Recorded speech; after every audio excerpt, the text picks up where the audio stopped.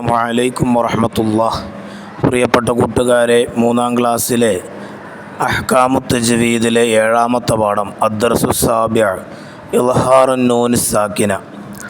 ഇന്നാ അർസൽനാ നൂഹൻ ഇലാ ഖൗമിഹി അൻ അൻദിർ ഖൗമക മിൻ ഖബ്ലി അൻ യഅതിയഹും അദാബുൻ അലീം നിസ്ഫഹു അവ ഇൻഖുസ് മിൻഹു ഖലീലാ വല്ലദീന ഹും മിൻ അദാബി റബ്ബിഹിം മുഷ്ഫിഖൂൻ فذرني ومن يكذب بهذا الحديث سنستدرجهم من حيث لا يعلمون ولا طعام إلا من غسلين وجعلنا من بين أيديهم سدا ومن خلفهم سدا فأغشيناهم فهم لا يبصرون.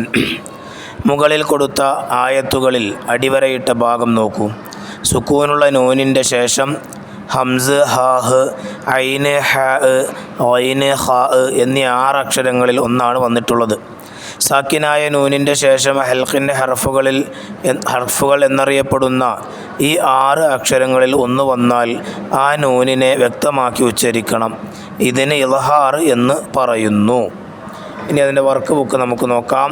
അദ്ദർസു സാബിഅ ഇദ്ഹാറുൻ നൂനി സാക്കിന. നുൻഷിദ്. ആദ്യമായൊരു പാട്ട് പാടാം. ഹൽക്കിൻ ഹർഫുകളാറാണ്, അവയിൽ വിധി ഇൽഹാറാണ്.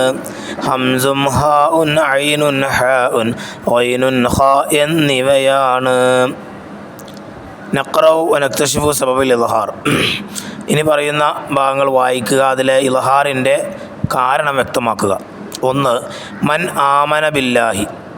സാക്കിനായ നൂനിന് ശേഷം ഹംസ വന്നു. മിൻ ഖൈരിൻ. സാക്കിനായ നൂനിന് ശേഷം ഖാ വന്നു. മിൻ ഇൻദില്ല. സാക്കിനായ നൂനിന് ശേഷം ഐന് വന്നു.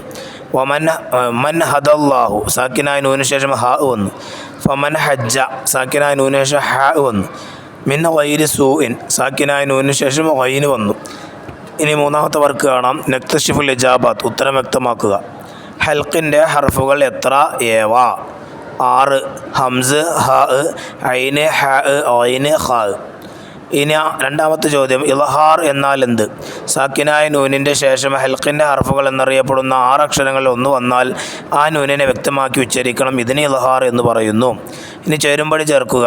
ഹംസ് മൻ ആമന, ഹാ അൻ ഹാദിഹി, ഐന് മൻ അമില, ഹാ മിൻ ഹൈസു വമിൻ ഹൈസു, ഐന് മിൻ ഗഫൂരിൻ, ഖാ മിൻ ഖശിയത്തില്ലാ. പ്രിയപ്പെട്ട കൂട്ടുകാർ, ഹൽക്കിൻ്റെ ഹർഫുകൾ വ്യക്തമായി പഠിക്കുക. ഇൽഹാർ കൂടുതലായി നമുക്ക് വരുന്നതായിട്ട് കാണാം. പ്രിയപ്പെട്ട കൂട്ടുകാർ വ്യക്തമായി പഠിച്ച് അത് മനസ്സിലാക്കി വിശുദ്ധ ഖുർആൻ നല്ല രൂപത്തിൽ ഓതണം. അല്ലാഹു തആല തൗഫീഖ് നൽകട്ടെ. അസ്സലാമു അലൈക്കും വറഹ്മത്തുള്ളാഹി വബറകാതുഹു.